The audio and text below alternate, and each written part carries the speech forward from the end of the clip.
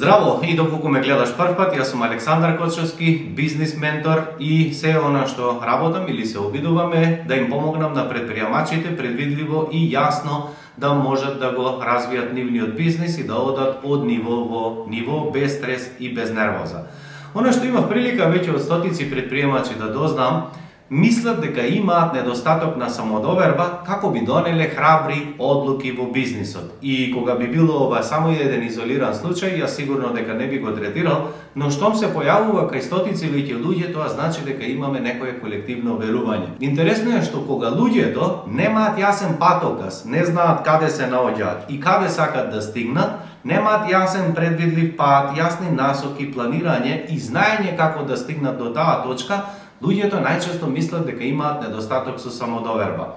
Што се случува? Кога луѓето со кои што соработувам, правиме јасни планови, кога јасно ќе направиме диагноза најпрво, на кое место се наоѓаат, без разлика на кое ниво, кога ќе направиме развојна стратегија и кога им го покажувам патот кои се приоритетите на кои што треба да работиме, луѓето тука веќе немаат никаков проблем, донесуваат храбри одлуки, работуваат луѓе, ги подигнуваат прометите, цените или што и да е она што им недостасувало во минатото, а претходно, пред соработката, обично кога ги прашувам, окей, кога би имал поголема самодоверба, дали би ги отпуштил луѓето кои што не работаат, дали луѓето кои што се мрзеливи, доцнати, не се професионални би ги отпуштил, кога би знаел дека би имал стабилен број на клиенти, дали би ги покачил цените, секогаш велат да.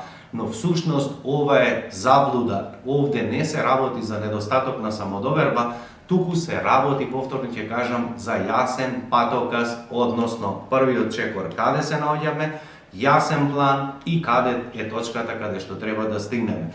За жал, ова не научи никој во формалното образование, предприемачите се оставени сами на себе, па имаме луѓе кои што се одлични во оперативен дел, односно одлични архитекти, инженери, програмери, дизајнери, кои што се обидуваат на стариот модел каде што е застарен секако од минатите години, каде што мислат дека само доколку работаат честно, трудолюбиво, дека луѓето ќе ги препорачуваат и на тој начин ќе расте нивниот бизнис. И ова е сосема во ред, но да те потсетам дека денеска сме веќе во 2025 година и многу работи од ова веќе се променети. Сега ќе ти ги кажам сите 4 нивоа, односно секако дека има повеќе, но овие се генерални, ти се сосема доволни да ги сватиш. Искрено и јас истражував кога го имав првиот бизнис и морав да го затворам. Затоа завршив и формално образование, неформално образование, академии, чуда, соработка со ментори, како следниот пат кога би го започнал да знам предвидливо да скалирам, односно да го развијам својот бизнис без нервоза и стрес. И токму тоа денеска им помагам на денешните предприемачи, односно преку менторските програми. Првото ниво е ниво на преживување и велиме за таквиот човек, за тој собственик е преживувач. Тоа не значи дека се бори за екзистенција лична, туку за екзистенција и обстојување на неговиот бизнис. Што е карактеристично за ова ниво? Па нормално дека секој месец се тресе на пред први, дали ќе успее навреме да ги исплати трошоците, на време дали ќе исплати роба, вработени доколку ги има или останати режисни трошоци, нема стабилен број на клиенти, а со тоа нема храброст да вработи луѓе, затоа што во еден период има работа, во следниот период нема работа, па не може стабилно да го предвиди и да буџетира и да расте. Исто е карактеристично што работаат по цел ден, по цел ноќ, нели, посветени се максимално, заработуваат малку или просечно и тоа се на ова ниво се наоѓаат повеќе од 73% од бизнисите и не тоа не само во Македонија, туку во светот. Второто ниво е малку веќе полесно, а името го носи заложник. Зошто велиме дека е заложник? Затоа што овој собственик има финансии, сега стабилен му е бизнисот, има доволно број на клиенти, нели, претходно се фокусирал на таа работа, има добра понуда, има добра услуга, има препораки, има стабилен број на клиенти, но ова предприемач кој што е на ова ниво нема слободно време. А еве и зошто. Затоа што во минатиот период човекот се обидувал да дојде до клиенти, не спиел, се нервирал, нели, да испорача резултати и сето останато. Сега веќе во оваа фаза има и број на вработени, но што е и каде е проблемот? Целото негово знаење го држи за себе во својот ум. Значи немаме правила на игра, немаме протоколи, немаме организацијска структура, немаме опис на работно место или што тоа би значело. Во минатото кога се зголемило обемот на работа, овој човек не гледал како според организацијска структура, како да пронајде прави луѓе и ги постави на право место со одредени правила и протоколи, туку овие луѓе најчесто земаат помагачи, така што како се зголемува бројот на работа и на клиенти, така наоѓаат луѓе кои што ќе им помогнат и тоа се најчесто луѓе од нивниот видокруг, од детство, од пријатели или соседи или голем дел од овие предприемачи кога ќе поминат 2, 3, 5, 10 години да работаат по 7-80 часот неделно, да работаат по цел ден по цел ноќ, да работаат и викенди и се останато, да се по цел ден на телефони, се препрашуваат со клиентите, па се пазат некој да не им сгрешил, не делегираат задачи затоа што немаат доверба во тимот, не сакаат да го обелат оцрнат образот или она што го ветиле не сакаат да падне во вода. Тие се сериозни предприемачи па не оставаат ништо случајно, што значи целиот товар, иако имаат тим, го задржуваат за себе, нонстоп контролираат, нонстоп зајавуваат, разговараат, вибери, пораки, мораки, чуда, што значи станале заложник на сопствениот бизнис, затоа што сега да, они заработуваат добро или подобро, но поентата е што немаат слободно време и не можат да уживаат во сопствениот бизнис. Што правиме на менторскиот програм за овие луѓе? Во ова ниво се обидуваме да го извадиме човекот од оперативните работи, значи ако бил програмер да престане да програмира, ако бил дизајнер да престане да дизајнира, значи оној оперативен дел за кој што е посветен и стручно го знае да го тргнеме од таму и полека да го слободиме од времето за да може да вработи квалитетни луѓе, за да може да вработи менаџмент тим, полека да градиме процеси како би можел да го однесе неговиот бизнис на следно ниво. Доаѓаме до третото ниво, тоа е ниво на стратег. Зошто велиме на ниво на стратег? Затоа што во ова ниво веќе луѓето имаат креирано јак тим, имаат организацијска структура. За секој едно работно место си постои опис на работно место, надлежности, права, обврски и се останато. Значи човекот се делегира со задоволство, има формирано менаџмент тим, менаџмент тимот се грижи за контрола и за процесите и за сите, и за клиенти, и за испорака. А што е поентата на ова ниво? Да изгради самоуправувачка компанија или ти компанијата да работи наместо него.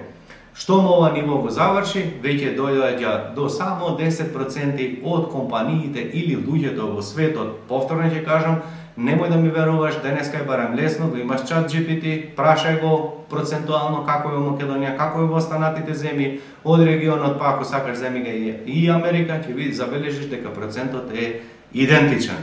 Значи, овој човек сега можеме или компанија да ја подигнеме на 4-то ниво и тоа е компанија каде што велиме предприемач од светска класа. Зошто? Затоа што во ова ниво 4-то доаѓаат само највеќе 1% од сите бизниси. Сега што е карактеристично за ова ниво? Па сега имаме систем, имаме тим, имаме предвидливост, имаме јасност. Овде во ова ниво се обидуваме на клиентите мои, да кажам, или на предприемачите, како да го добијат целиот годишен промет од минатата година, да го добијат во еден месец или во еден квартал, или тоа е квантен скок, или раст пати 10, или како и да е. На ова ниво, значи, се бавиме со стратешки работи, што значи овде одиме на иновација и на промени и се останато. Само ќе ти кажам еден пример, како Дарко, кој што од 0 за 2 години дојде до 2 милиони евра. Тука е Диме, кој што стигна за еден квартал, тука е Милан, тука е Бранко. Под видеото доле имаш, нели, да пополниш кратко име и презиме и мејл за да знаеме каде да ги испратиме одговорите од прашалникот, значи имаш 17 прашања преку кои што ние можеме да направиме диагностика за да видиш на кој ниво се наоѓа твојот бизнис и да видиме кои се тие слепи точки како би ти помогнал да можеш да храбро, со знаење, со самодоверба, за да можеш да го унапредиш твојот бизнис. Значи, она што сакам како резиме да ти го кажам или да се вратам на почетокот, дека овде не се работи за самодоверба, дали некој има повеќе или помалку. Реалност на сите нам ни недостасува одредена доза на самодоверба.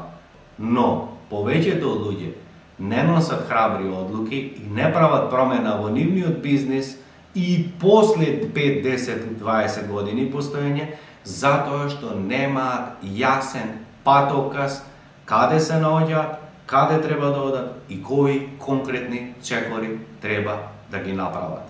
И она што е денешницата, што создаде уште поголем проблем, е што денес на луѓето им се достапни на YouTube, книги, семинари, едукација, значи имаме наплив на информации, но луѓето од толку голем број на информации сега не знаат што да применат за нивниот бизнис, нешто ќе применат, нешто направил некој авторитетен што им се допаѓа како зборува, им препорача некој друг, нешто ќе применат, нешто нема да примат.